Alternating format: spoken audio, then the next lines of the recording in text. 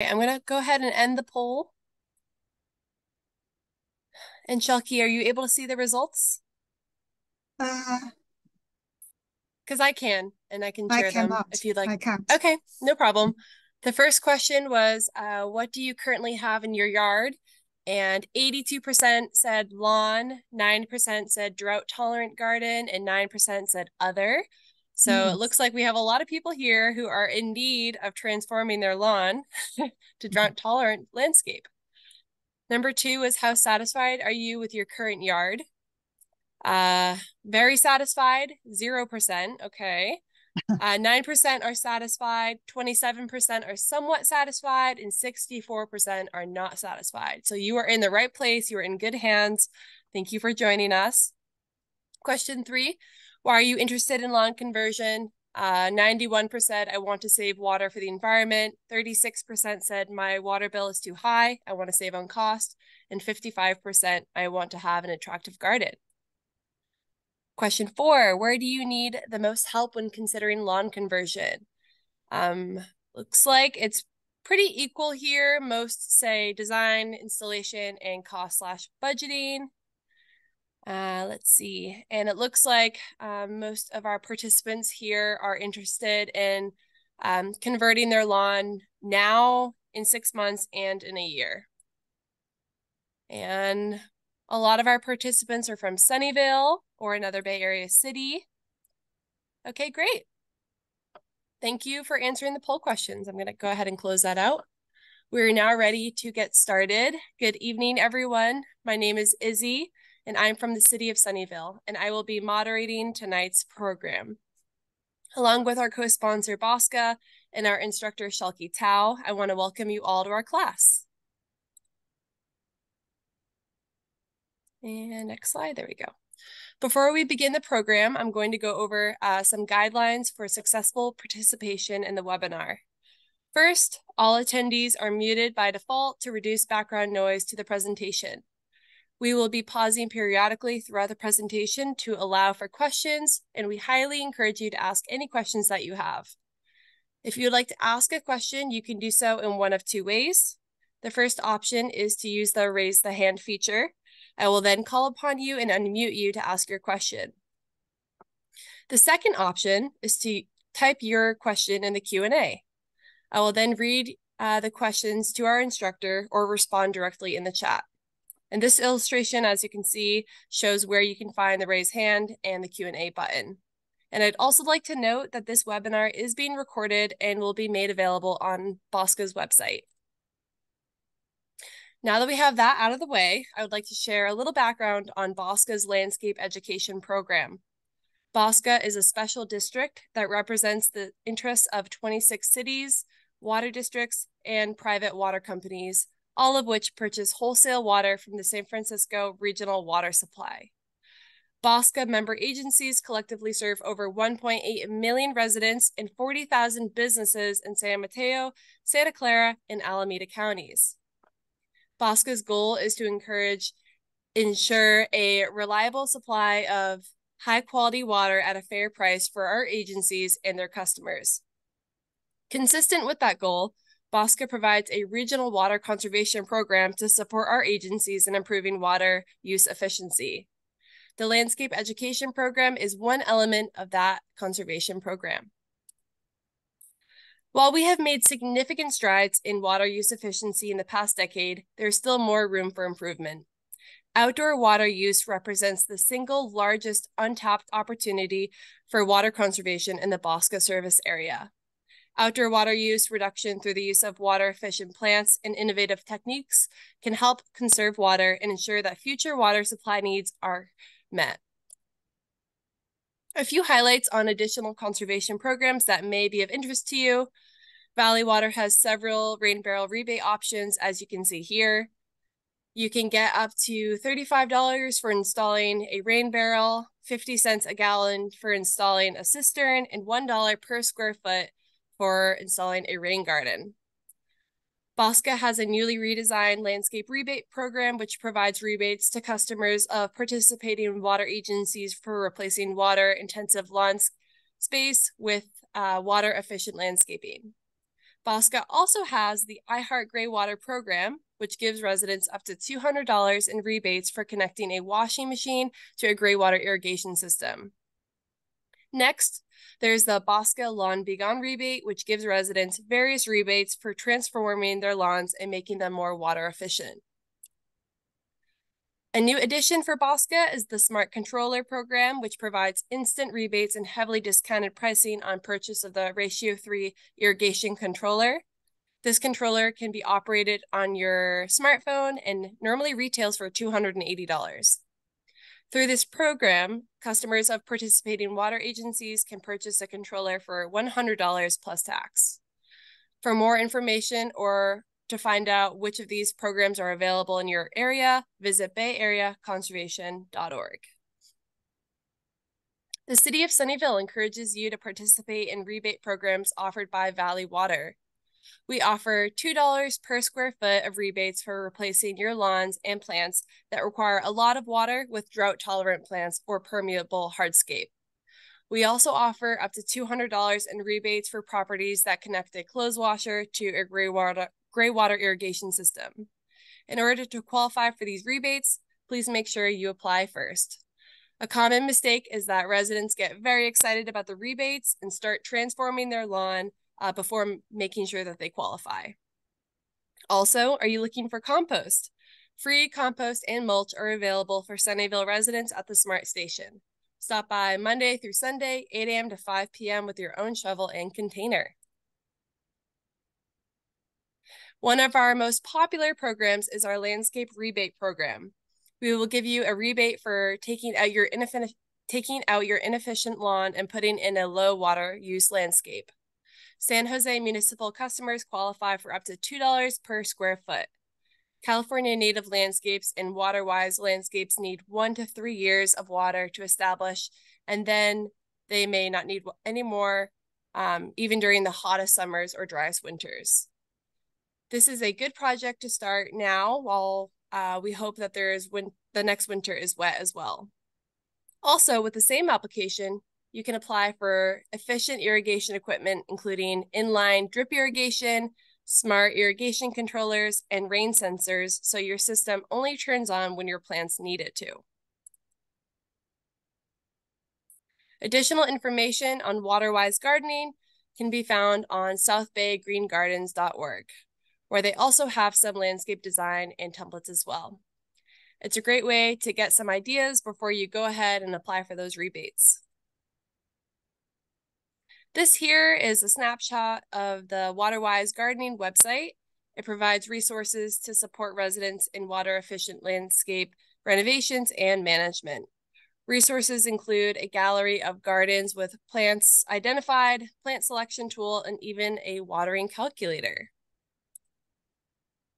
If you enjoyed tonight's program, we invite you to check out Bosca's upcoming webinar classes.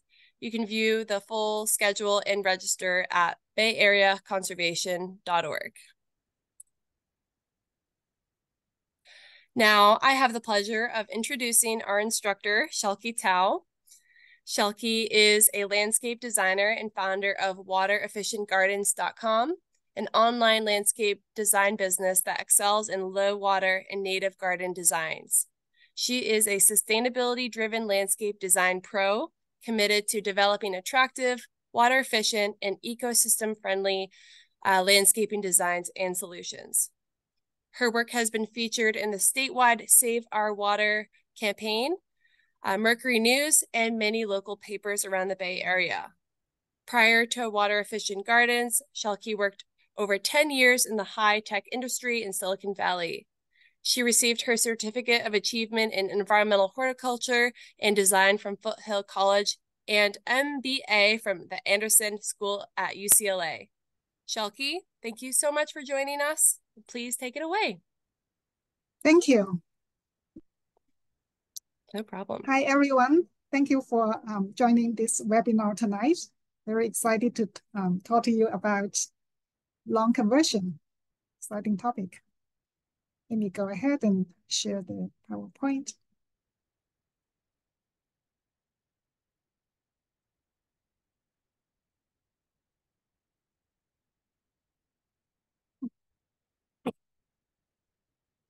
So first off, these are the contents we are going to cover tonight.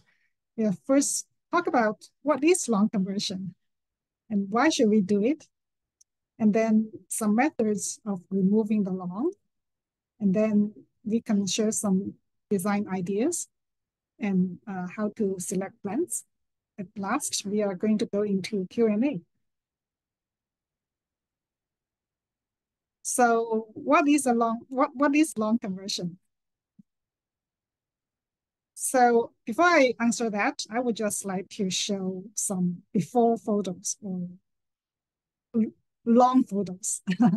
So as you can see, this is project one. That's actually a backyard. So it's all full lawn. And after we did the project, and you can see this is the new landscape. So this is a lawn conversion from here to here, a conversion. The second one is a front lawn, very lush and green, as you can see. And this is after. This is the new landscape, another conversion. Number three, another front lawn. And this is the new landscape.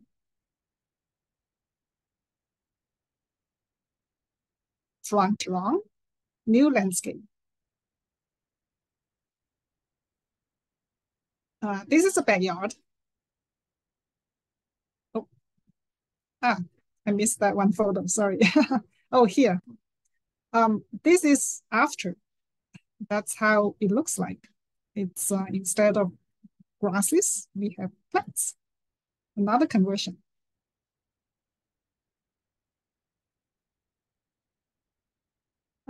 So this is the one more project, before and after.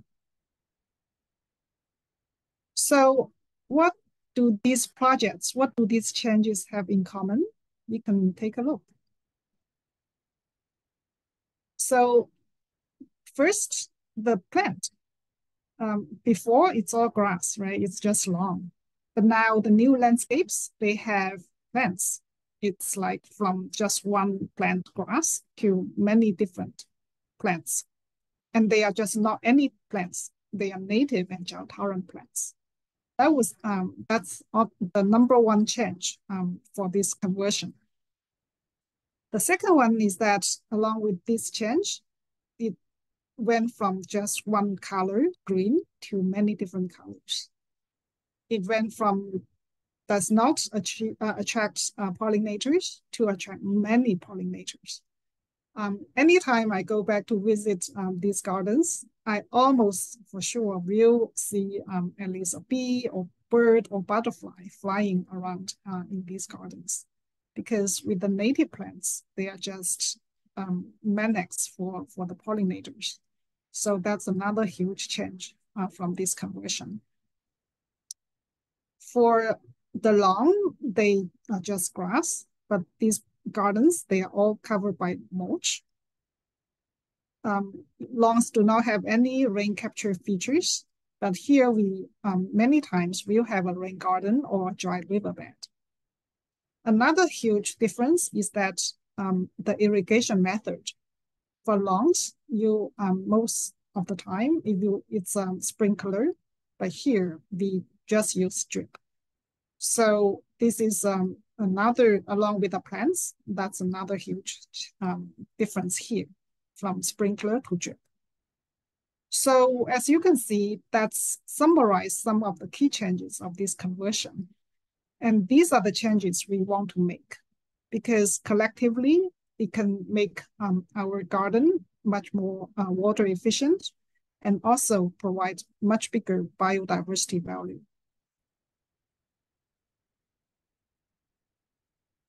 So we can quickly take a look from what we just talked about. If you compare this before and after, so the first change is it's now filled with all these plants and native plants and drought-tolerant plants. That's the number one biggest change.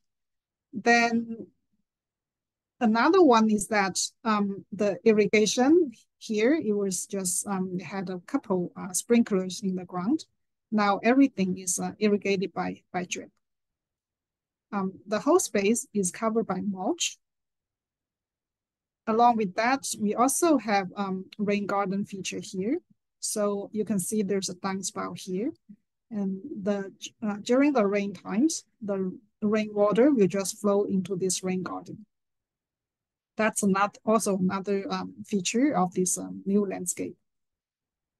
And then the path, you can see it's a permeable path. It's just stepping stones, so the rainwater can easily soak down into the soil. We also have a bird bath here, giving the birds some water to drink. So altogether, we can call this a native garden, and this is a conversion from the lawn to this native garden.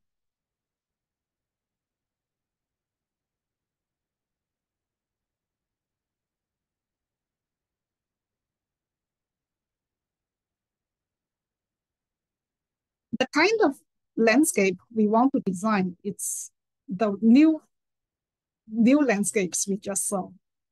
They are all water efficient, support biodiversity, can connect us to the nature, like the bird bath.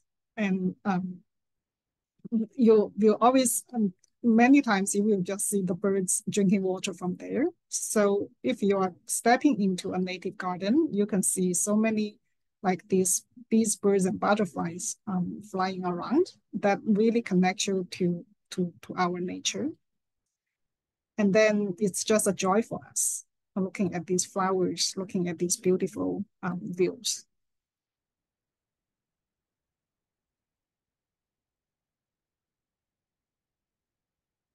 So just to look at that again, what we just talked about. So we have native plants now, and then we have a rain garden here.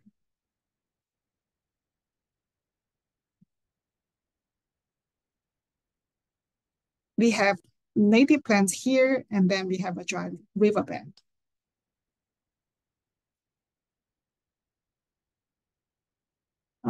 All native plants, a small dry riverbed, and a rain garden here.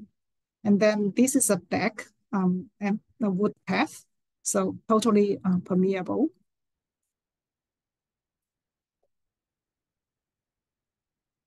And a rain garden here that's connected to this downspout and all native plants and covered all by mulch.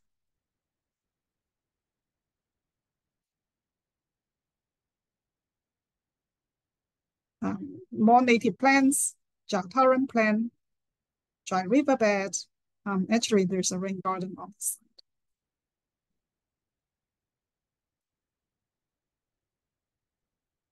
So we looked at all these projects. I think we got a pretty good idea what a lawn conversion means.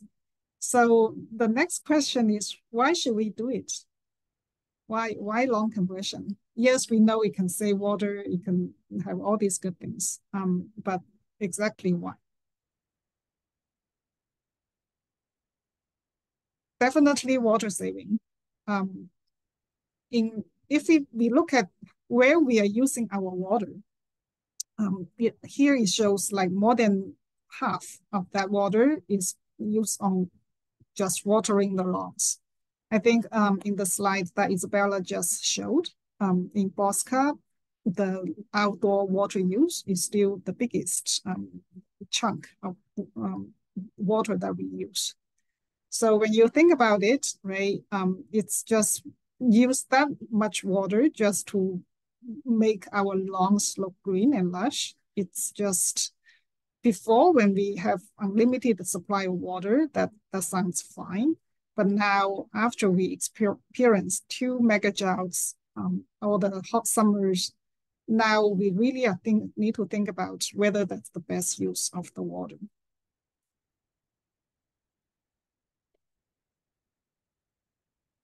In California, we have this this unique situation where most of the water is stored as the snow caps in Sierra Nevada mountains. And here on the coastal area, we do not have that much water. So quite some water actually needs to be transported all the way from Yosemite, Sierra Nevada to where we live. So when you look at that network and think about how much energy it's required to pump that much water along like over hundreds of miles and then get to the tap in every household. It's just, it takes enormous amount of energy and money really to transport, treat, and deliver all that water. Shelky, quick question for you. Yes. We have a question asking if a rain garden is a lower area where water can collect. And I know that we're going back a little bit here, but just wondering if you could answer that question for us. Yes. So rain garden, the whole purpose is to collect the rainwater so that it can soak down into the soil. As you can see, this is a depression area. Usually it's about 1 foot deep. So the whole purpose is that the rainwater during the rain time, instead of running off, it will just go into this rain garden and water the plants inside and then go back to the soil, to underground water. So Great, there are thank you. Yeah.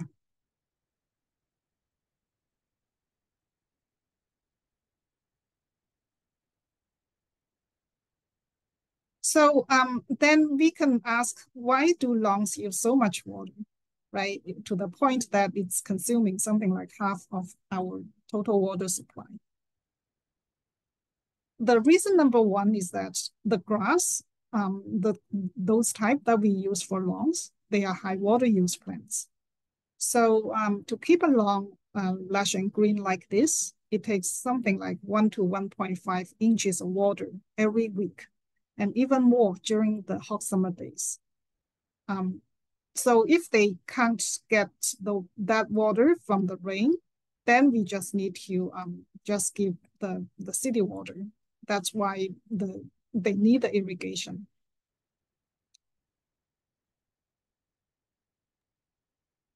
Shelky, we do have 2 more questions here, and let me know if you'd like to save these for the end. But the first question is, does the rain garden connect to the gutters? Yes. All right, and the second, oh, sorry, go ahead. So it's connected to the gutters. So we will build for a rain garden, we will build a small like a channel, a trench. It doesn't show here. Oh, actually, I have a better photo here.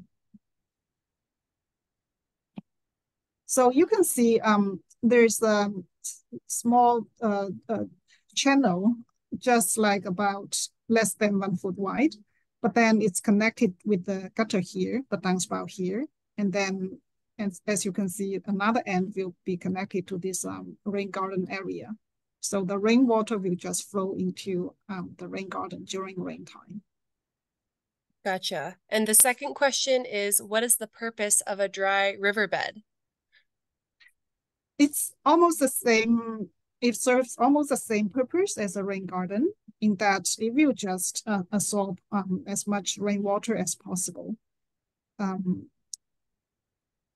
So this has to do with like why we want to have these features. The main reason is that if we do not absorb the water, it will run off, and that will create several hazards. One is that it might increase the threat of the flash flood. The second one is that the rainwater, if you go directly into the bay, there is no filtering, no treatment. Everything that goes into the storm drain will go to the ocean. So when that runoff water, when it goes sweep through our streets, our roads, parking lots, it will collect all these machine oil, pesticides, pollutants. So that means if we just let it run off like that, all those pollutants will just go into our waterway and go into the bay and just pollute the water there and will harm our marine life. So but if we, instead of that, we divert that water into rain garden, then it will be filtered when in the process, when it soaks down through the soil, it will be filtered that way. So those pollutants will not go back into the water directly. So they will be filtered out, and then the clean water will go back to the underground water.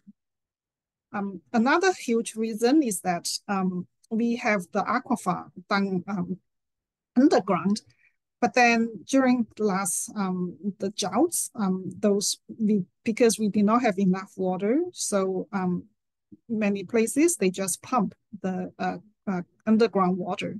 So actually, the underground water has been quite depleted at some places.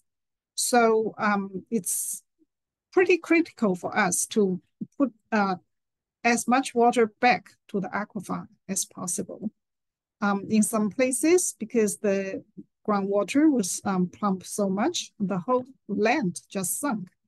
So that's actually another pretty important area for water management, is how to get as much water back underground as possible.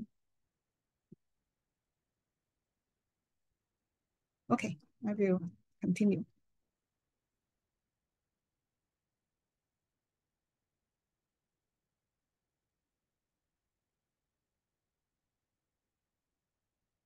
So we talk about the first reason, the grass themselves, they are pretty thirsty. They need a lot of water.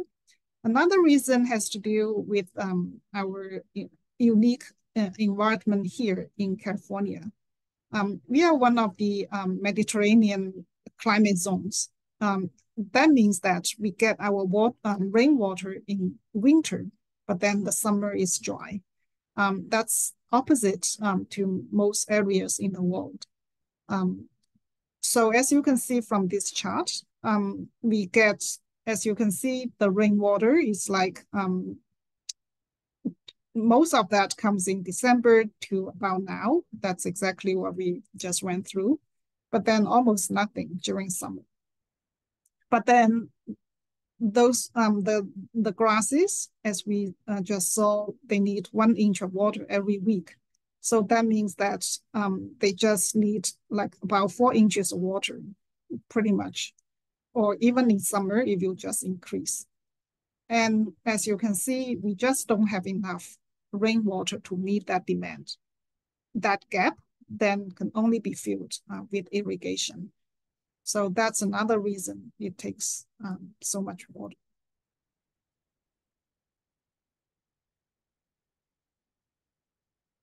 The native plants, on the other hand, a lot of them, or many of them, they are very, very drought tolerant or very low water use. As you can see, this is a lupine, a photo I took last spring. When you look at it, right, you have to amaze how it can still survive there. Not only survive, but still bloom, because this is totally just a very dry rock there. So, but it just shows how low water they can be, how tough they are.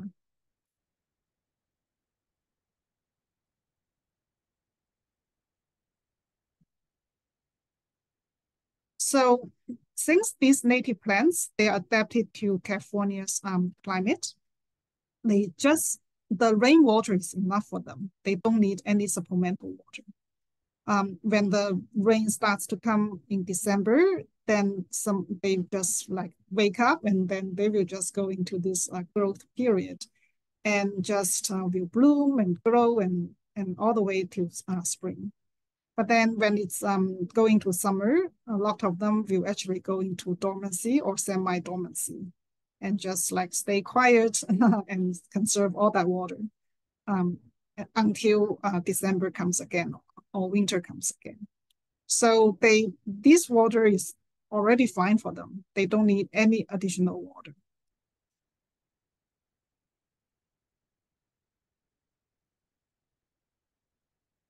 So this is a photo from last year's super bloom. As you can see, it's just with the natural rainwater, and the plants will just, the poppies and all these wildflowers will just wake up and just bloom. No one go out there and water them throughout the year. They just need the natural water, and then that's already enough for them.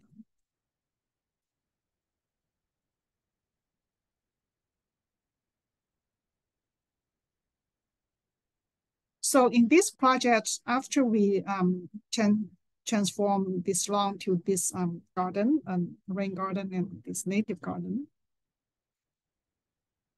we were able to save 50% of water. The total household water usage reduced by 50%. And if you think the indoor water use is pretty constant, right? Because how much you use to cook, to bathe, and that's pretty constant. So that 50% should mostly come from outdoor. If you think from that perspective, the actual water use from the backyard, the lawn conversion can be something like more like 70 or 80%. That in this another project, the before and after, the water saving was 56%. This actually also has a pretty good view of the rain garden. So as you can see, this is the rain garden, and we connect that with this downspout right here. So during the rain time, all that rainwater that falls onto this roof will just go down here and go into this rain garden.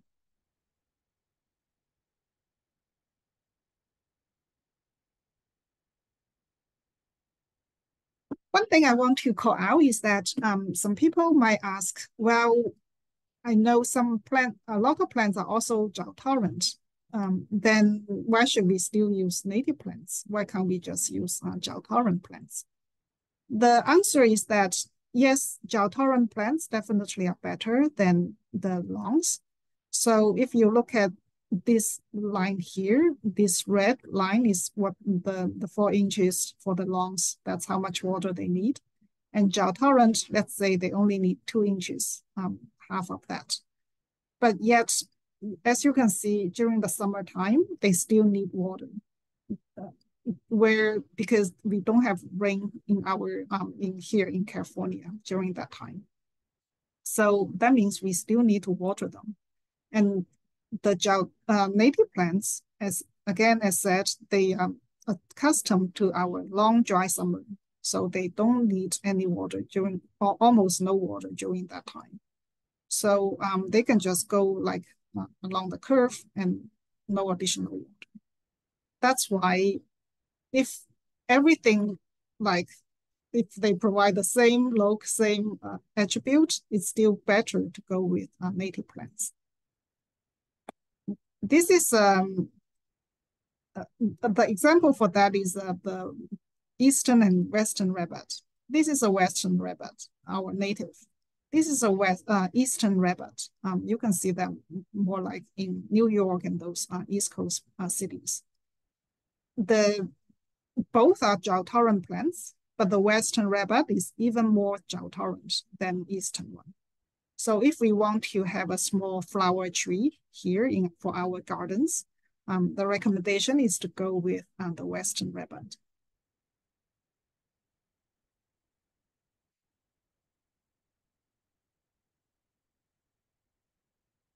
Another huge benefit for a native garden is to support biodiversity. Again, and every time after we put in a native garden, like all these small creatures, they will come right away, from the bees, native bees, butterflies, to birds, hummingbirds, and monarch butterflies. This is more important because right now we are experiencing a big biodiversity loss. In North America, we lost 3 billion birds in the last 50 years.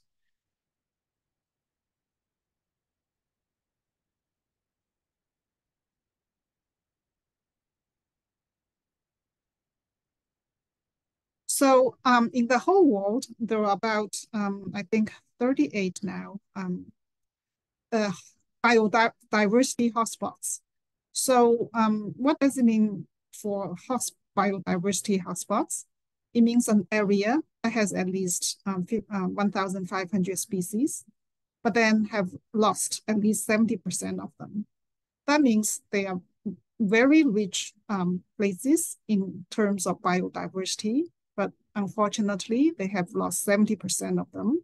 So that the urgency is there for us to preserve the remaining 30%. And California actually is one such hotspot. It's called California Forestic Province. As you can see, it overlaps mostly the most part of California and a little bit Oregon and a tiny little bit Mexico. So we are in one of those. The good news is that we have so many species. It's a hotbed for all this biodiversity. But on the other hand, we lost 70% already and really need to conserve those, protect those remaining 30%. Our monarch butterflies are down 99% in the last 40 years. So almost one of the very limited things we can do is that we can try to put as many native plants, these butterflies or monarch butterflies rely on in our garden, so that they can have the food and shelter to thrive.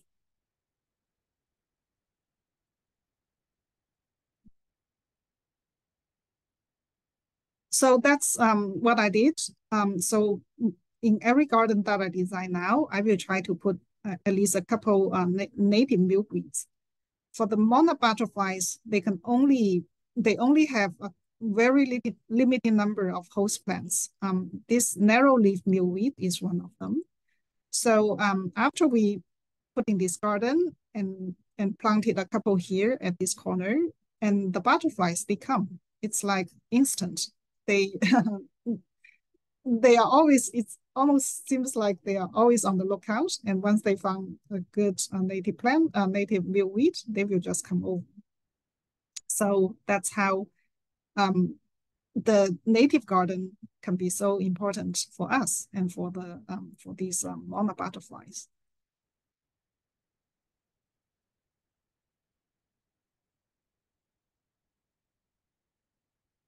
These are just a few more photos I took in the gardens that I designed. So this bee here, this hummingbird here, this another bee here.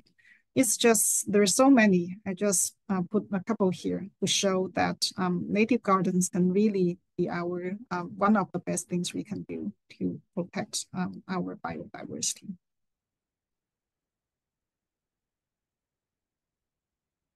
So the third, another benefit is to capture and reuse rainwater. It seems like everyone's quite interested in this topic. As I just mentioned, if we don't capture it, a lot of the rainwater will just go down this storm drain and then just go out to the ocean. All those pollutants will just go out as well and really harm the marine life and just harm the waterway and just pollute the water that might actually come back to us. But instead, if we collect it, say if you look at this downspout here, then we will just let it go down to this rain garden. Then if you that water will be filtered by the soil here. And then this water that go down will be a much cleaner water. And the plants that it water and grow, then that can become a habitat for the wildlife that we just talked about. So a rain garden can really have many benefits. The soil, after many years of the rainwater and the plants and all that like combined forces, then if you turn into this so-called black gold, like the highest quality of the soil. So it's another way to like really improve the soil, grow the habitat for the wildlife, and then clean the water and recharge our groundwater.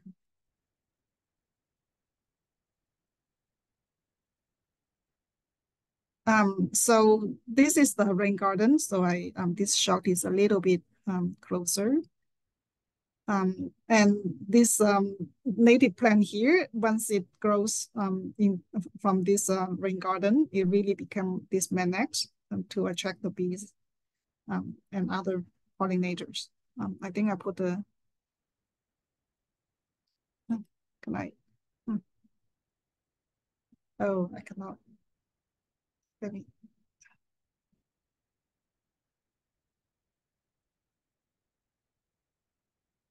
Sorry, it did not play. But anyhow, there's a bee that that's flying around in this native California aster.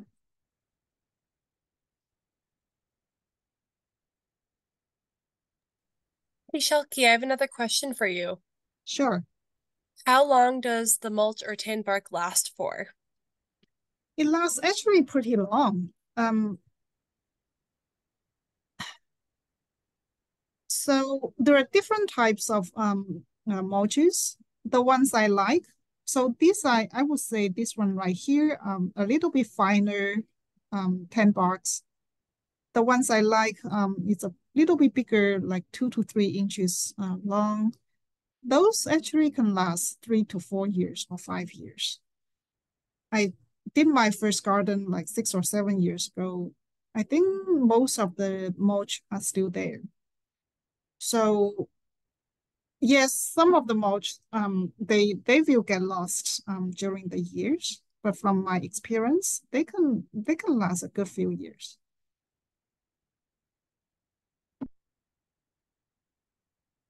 Okay, so we talk about capture and reuse rainwater.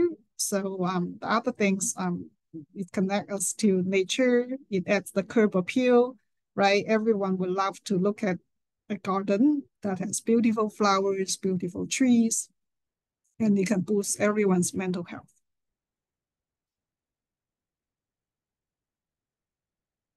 So we talk about all these benefits and why we should really transform or convert our lawn. Then how can we remove the lawn? So sheet mulching is one such very effective and good way to do it. So this is a project I designed for the Northwest YMCA garden in Cupertino. That's what we did. We did the sheet mulching.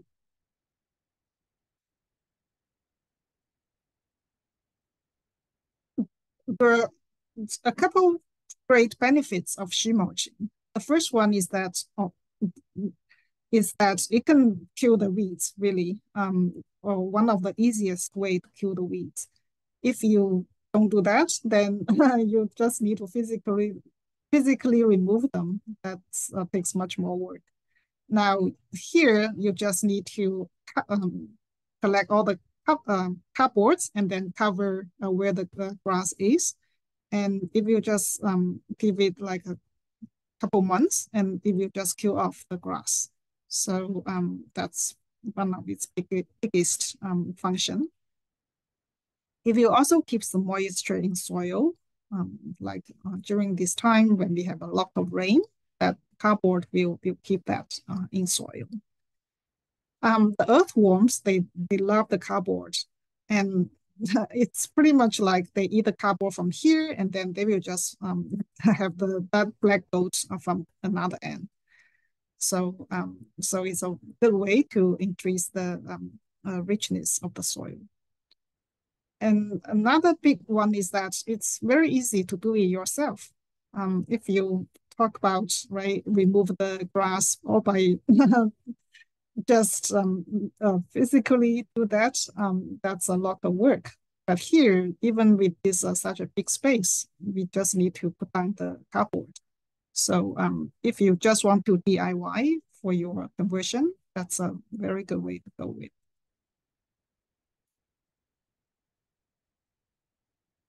So first, you just collect the cardboards. I was told that places like the bicycle stores, they usually have many such cardboards and they're happy to give away. I think like those big box stores, if you ask, they might be happy to give the cardboards to you. The second step is that you change along the parkway, the sidewalk. It's about 1 foot wide and then about 45 degrees towards the sidewalk. The main reason for that is so that the grass will not, the main reason is that the mulch will not fill out to the sidewalk. And also the grass will not overgrow to the sidewalk.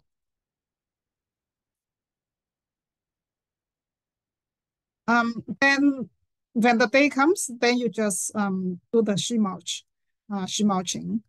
You just put down the boards and then make sure to overlap them by about a couple inches so that there is no cracks, no spaces. Otherwise, the weeds will still survive from those spaces. And then just water it thoroughly. And after you put it down, ideally, you can water it once every week to just keep it wet. And after you put down the cardboard, then you can add mulch. So here, this photo shows like what you can add on top of it. So the barrier here is the cardboard. You can add about 1 to 2 inches of compost. This doesn't actually not very accurate. It should be switch. The compost should be the thin layer, 1 to 2 inches. And actually it's optional. You don't need to. If you help, the soil will become more rich, but it's not required. But the mulch is required. You can add about like 2 to 3 inches or even 3 to 4 inches, like this one here. So that's then after you add the mulch, then it's ready to for planting. So like after you put on the sheet, get the mulch, then you just place out the plants and then after you dig the holes, plant all the plants, add the irrigation, and the new garden is done. So that's how mulching works and how a new garden can be done. This project, the homeowner did DIY himself. So I provided the design. I helped get all these plants. I placed all these plants and told him how to dig the rain garden. I outlined it, and so he did it himself. And that's how the whole garden was built.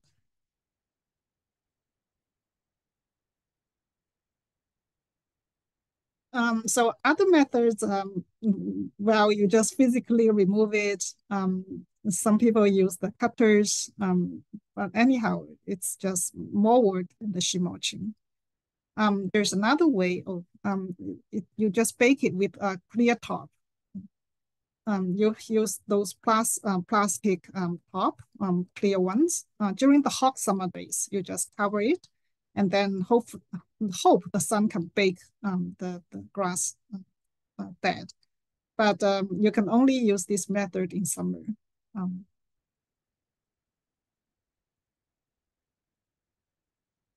Okay, so we talk about lawn conversion. Now let's talk a little bit about how to design it. the first step is to know your space. Just look at your yard, right? And try to first map it out and say get some basics like what's its orientation, how big it is, and then the next important thing to find out is what is the sun exposure? What in the morning? Is that full sun or part shade? What what what about it in the afternoon? How about late afternoon? Which area is the hottest and which area is in shade? This is important because it will dictate to a very big degree what kind of plants we are going to choose. So if you look at this very simple drawing here, say suppose this is where the house is, and this is the yard. So this is the path. There's a big tree here. So that's the yard we are going to work with. So this is north and this is south.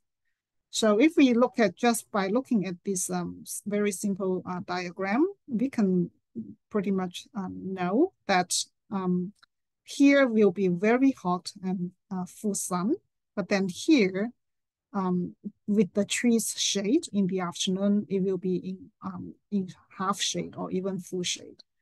So when we are picking plants, we need to select those that can take heat, that can take full sun to fill out this area, but then select those that can take at least full shade, part shade, or even full shade in this area.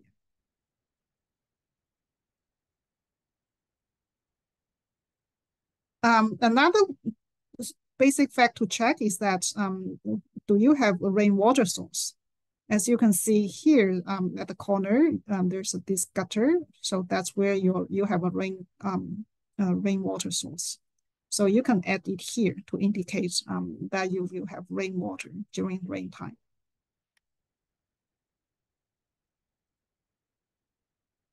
Another one to check is what's the soil type of your yard. So there's 3 basic types: sand, loam, and clay. In the Bay Area here, most places it is clay.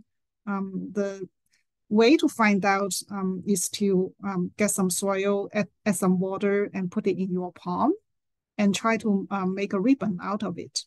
If you cannot make any ribbon at all, that's sand. If you can make about like 2 to 4 inches, about the length of your palm, then that's loam. And if longer than that, then it's clay. So that's a simple way for you to find out the soil type.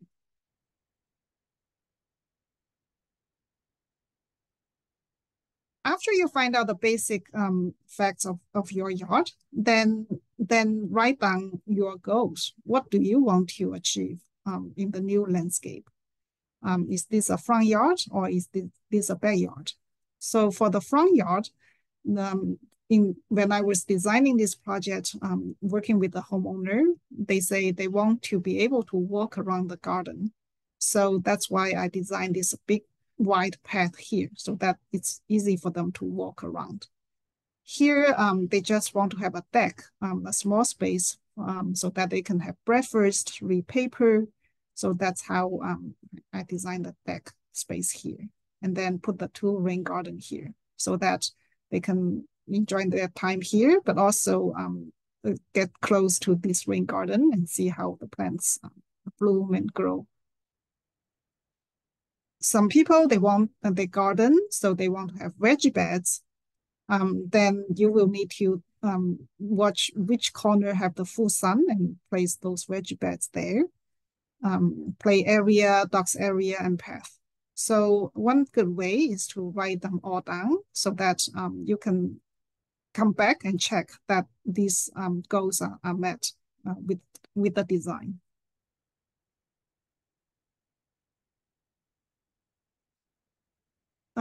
The next one is about garden styles. So everyone like a certain style. So on my website, waterefficientgardens.com, I have these 8 garden styles: the rain garden, the native plants, pollinator garden, and tree and shrub. So some people like succulents, do the veggie gardening, dry riverbeds, and boulders. So you can ask yourself what kind of styles you like and then design to that style.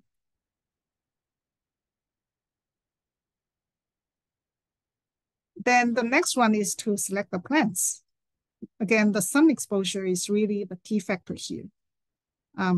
Also the garden styles. So for example, if you want to design a rain garden, then you need to select plants that can manage both wet and dry conditions. And then another one is that you would like to, for example, have like mix and match with different plant categories. A tree is always very important. So to the extent possible, we can have a tree in our garden, and then also have some shrubs, have some perennials, and so forth. In the nature, that's how it is like, right? We have the tall trees, and then we have the lower trees, we have the shrubs and perennials. So we can mimic the nature and try to follow this kind of pattern in our gardens too.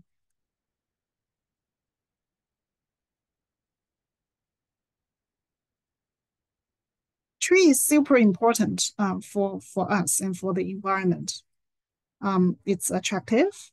By the way, right now it's what the Western rabbit is blooming. So if you have a couple in your neighborhood, go enjoy it now. It's the best time of the year. Very strong biodiversity benefit. It can absorb carbon. When we want to fight the climate change, trees is one of our weapons to do that. To reduce the heat island effect. During the hot summer in the cities with all this hardscaping, it can be really hot, and trees can be one very effective way to reduce that. Reduce the flood hazard, because it's the roots can really absorb the big amount of water, prevent soil erosion, and the health benefit. You can the green leaves calm us, and it just make our mentally just has this very calming effect. Shelky, I have another question for you, and Sure. I think I know the answer, but what is that pink tree called? Is that the Western rabbit? Yes. Okay. Yes, Perfect. it is Western rabbit. Yes. Thank you. Mm-hmm.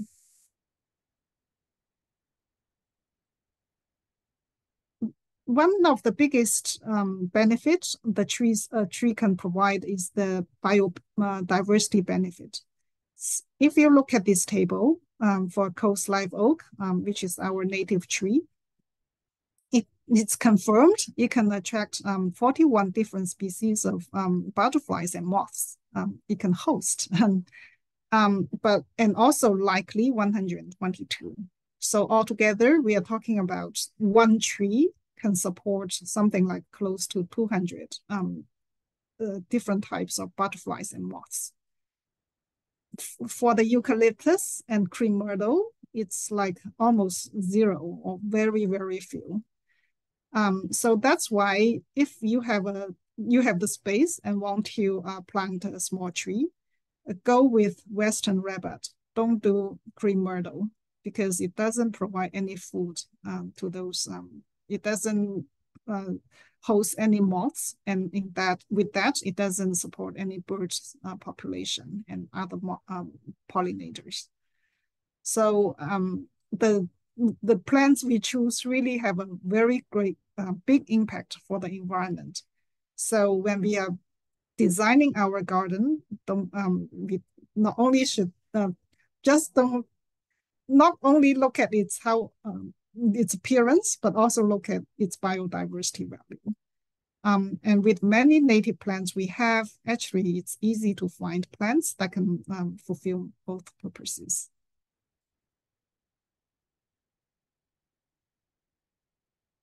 Yeah, so this is a Western rabbit. Another very attractive native tree is manzanita. So there are many different types of manzanita and a lot for you to choose from. I always like a manzanita. Look at it's the burgundy bulk and the red bulk. It's always a signature tree for California.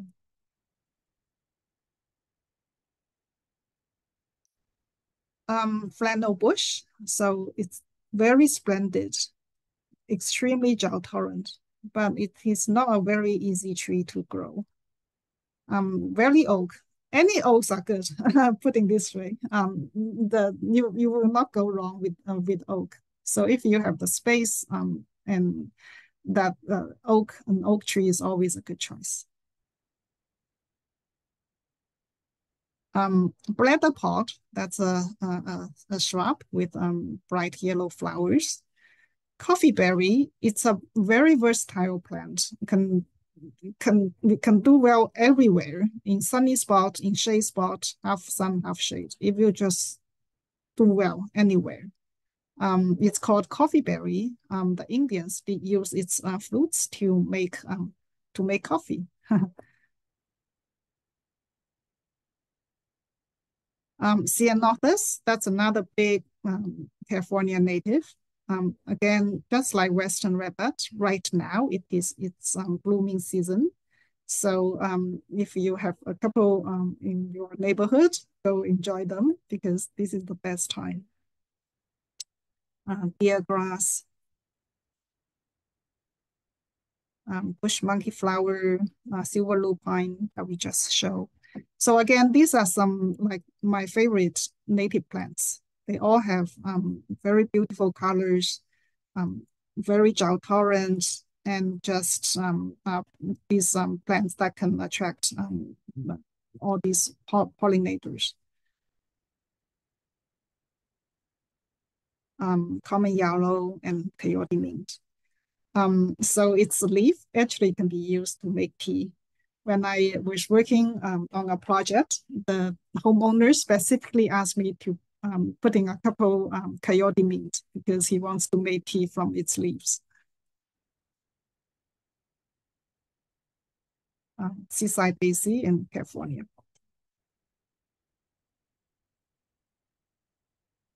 So some principles is that aims to cover 50% of the space with the plants.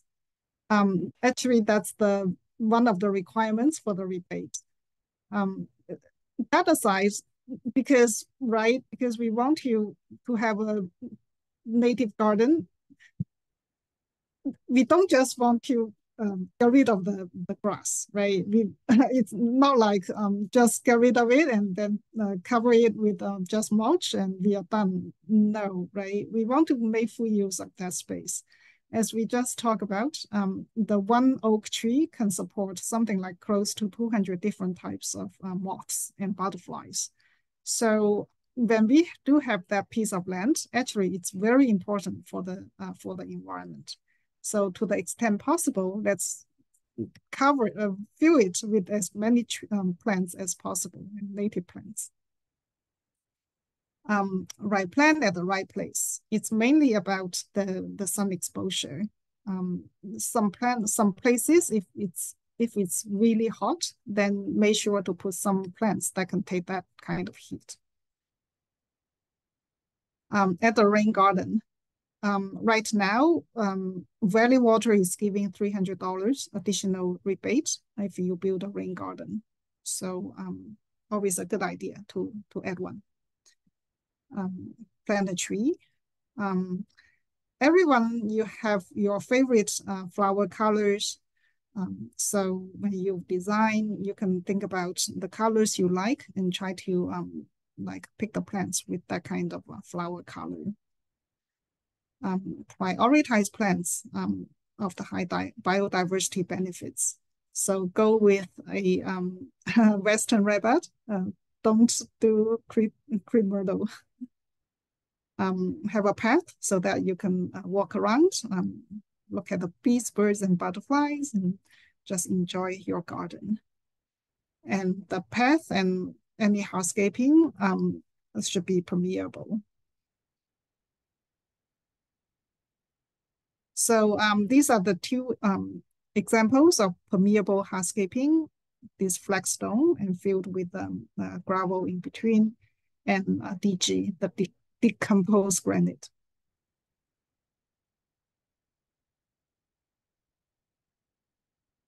So in the example, we just talked about how would you approach a design.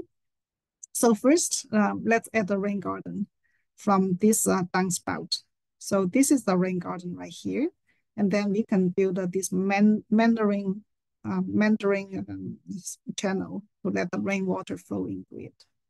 So you can see the rain garden is not only good for the environment, it also adds a very nice feature to this garden. Now, let's add a tree. So this is the house. So a tree here can effectively block the sun during late afternoon and then provide the shade. And then after you add the tree, then add the shrubs you like. Just scatter them throughout the space.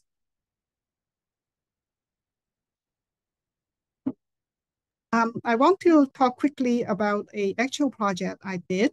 So as you can see, we have this lawn right here. So when I design, that's how I started. First, I did the measurement and see how big the area is, and then look at it whether it's whether it's full sun or full shade. It is in between. So half time it's full sun in the morning, but then in the afternoon it's in shade. So it's half sun, half shade. After that, then I talked with the client, the homeowner, and find out what he wanted to achieve. So he said he likes native and succulent plants. And then by looking at this, right, it's a pretty big lot. So we want something that can provide a kind of like a grand view at this entrance. So that's some of the goals we want to achieve with the design.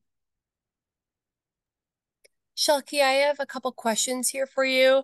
This Sure. first one I think relates to the previous slide. The question is, what about, or maybe the one before that, what about a driveway that cuts right through the front yard? Is it not permeable? Yeah, anything made by concrete, that's not permeable. So to the extent possible, let's not build anything in concrete. Thank you. And then the second question was, what would you recommend for a pathway through the garden so that they can still walk through their garden, you know, and make their way down to the street?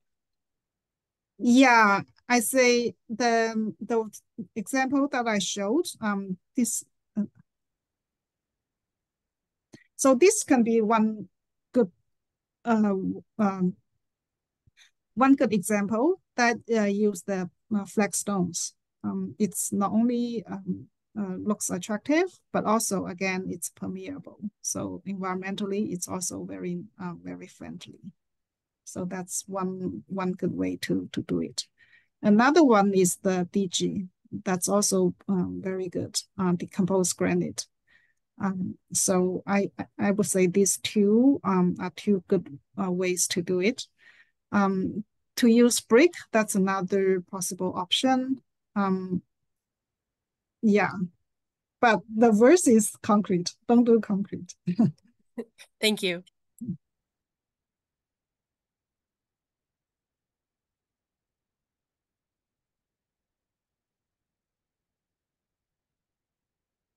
So after I look at do that analysis and determine the goals, then next that's when I try to find the plants to fit to meet those goals.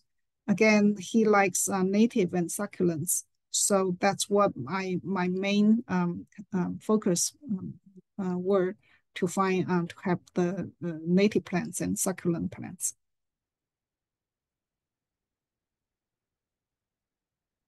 So this was the site, and then this was the design. So I like to design. So all my designs are rendered on 3D so that you can see well how it will look like. So this will be the native garden, and this will be the succulent garden, this area. So this is covered by mulch, and then the succulent area will be covered by small rocks. So one thing I want to call out is that, yes, the mulch is, we should cover the whole space with mulch, and most of the time it should be one of the best types are the 10 barks or the organic tree barks ones. But then some people, they do like these small pebbles. So that's actually acceptable actually, because they provide the same benefit in that it will just keep the moisture in soil, and some people just like this kind of look. So both 10 bark and river rocks are acceptable mulches. So as you can see, this is how it turned out. So for this site, where it's a native garden and the dry. Oh, I wanted to say for this one, I also propose a dry riverbed, because I was thinking how to provide that grand view that's matched with the entrance. I felt a dry riverbed can provide that kind of view. It's also because it's actually the slope. So the water, there's a downspout here. During rain time, the homeowner said actually it flooded quite a lot. So he needs a way to get rid of that water from this corner. So I just felt a dry riverbed can do that well, can serve that purpose. And also with a dry riverbed, you can add pebbles, you can add boulders, and then decorate it with the native plants. So it's a nice way to really beautify the whole space. And here, this space, I just made the whole space as the succulent garden area. So as you can see, I know I with the time I cannot go into all the details, but I just like roughly how I did the design for this project. There's some resources I'd like to share. The first one is Going Native Garden Tour. This is it's coming up, I think, in 2 weeks. This is the best, one of the best opportunities to learn about native gardens and native plants. Just go to gngt.org and sign up for it. On that day, they will give you a list of the addresses where you can go to all those homes and parks and see all the native gardens. And they will also provide the list of the native plants used. So it's there's no better opportunity to actually see how a native garden is, how native plants are. So highly recommend. It's coming up in 2 weeks. Just go to gngt.org. Healthscape.org, that's like the most comprehensive website of all the California native plants. It's like any native plants, you can pretty much find it there. It has the photos, it has the description. So definitely a very, very good source of information for anything native plants, California native plants. Doug Tallamy, Nature's Best Hope. So he's the big proponent about use native trees, use native plants in our gardens. He's a professor at the University of Delaware. He has at his house, he has like a lot of trees, And then he observed the birds' population and how they interact with the trees and documented it and wrote several books. And Nature's Best Hope is one of them. So you can actually, that's the title of the video. Anyway, he talked about, in his video, he talked about the main themes that he covered in the book, why it is so critical for us to plant more native trees in our gardens. Definitely highly recommend this YouTube talk. And then we have a couple very good native gardens around us. The San Francisco Botanical Garden, UC Berkeley, and UC Santa Cruz. They all have a dedicated native plants area. So a very good opportunity for you to see many native plants and how they are like. They all come with like good introductions and so forth. So if you are available and have the time, also these are the places I would recommend for you to go visit and learn about native plants. So these are my contact information. You're more than welcome to contact me if you have any questions about lawn conversion, native garden, native plants. I'm happy to answer your questions and see any help I can provide. Thank you so much, Shelky. We do have another question here in the chat. The question is, can a dry riverbed also be a way to take the trash cans down to the curb, or will that compact the soil? No,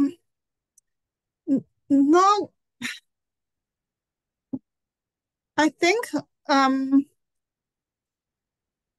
if you don't put too much big boulders, it should not be too bad.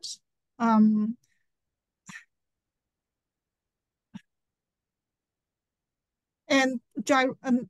one difference is that the dry riverbed, we don't plant plants.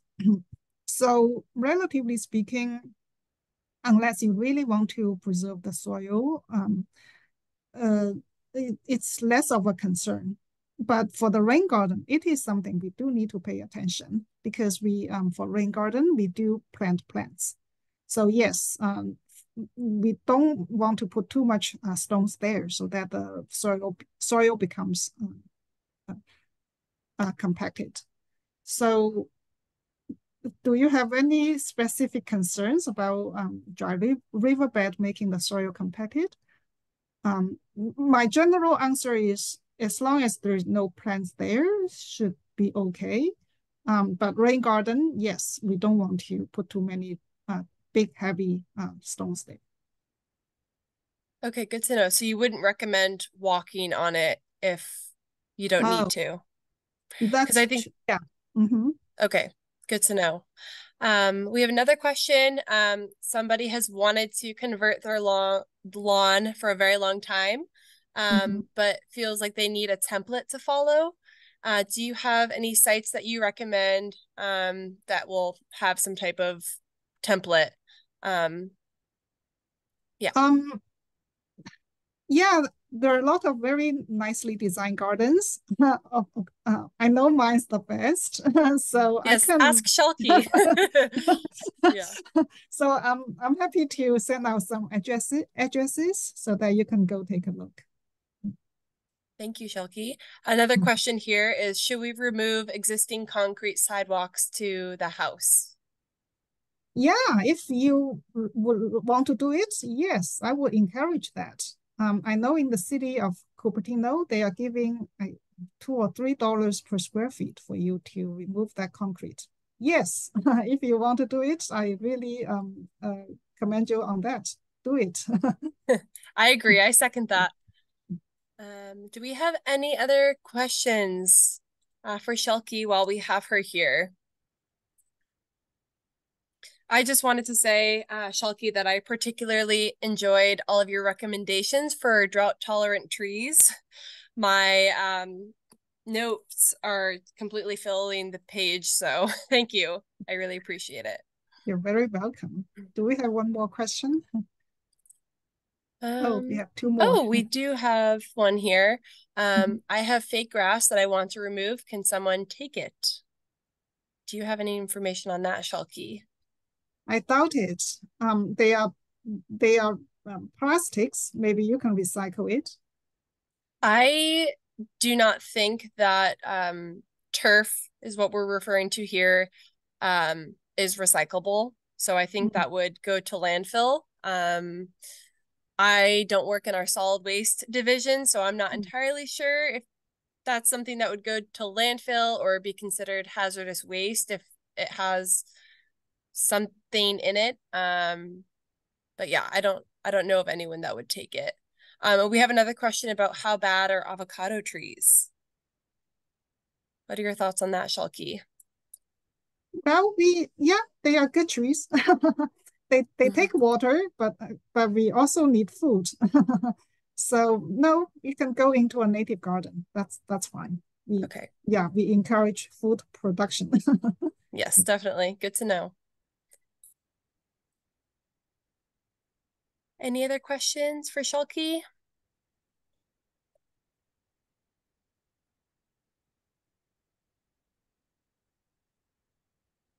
Okay, I think that is it. We just received a message saying that this was a great presentation, and I want to second that. I learned a lot, and I really appreciated you going into depth on how stormwater ends up in the bay and highlighting that, because that's what I do for work here is I educate the public on how stormwater enters our storm drain system and ends up in the bay. So I really appreciated that aspect and also talking about biodiversity as well. So thank you, Shalky. And Thank other you. people are commenting here saying thank you very much. Thank you. Thank you all. Yeah, thank you everyone for joining. This webinar is recorded, like I mentioned, and will be available on Bosco's website, but I will also send a follow-up email to you all with the YouTube link if you want to give this another watch. And Shelky, your resources slide, I might ask you for some of those resources to include in the email to everyone. Sure. Yeah, Excellent. no problem. Okay, Thank great. you. Well, if there are no more questions, I think that is all for tonight. Thank you again, everyone, for attending, and thank you, Shelky, for taking the time to chat with everyone tonight. I really appreciate Thank it. you. Thank you very much. Thank you. All right, everyone. Have a great night. Thank you all. Thank you. Bye-bye. Bye.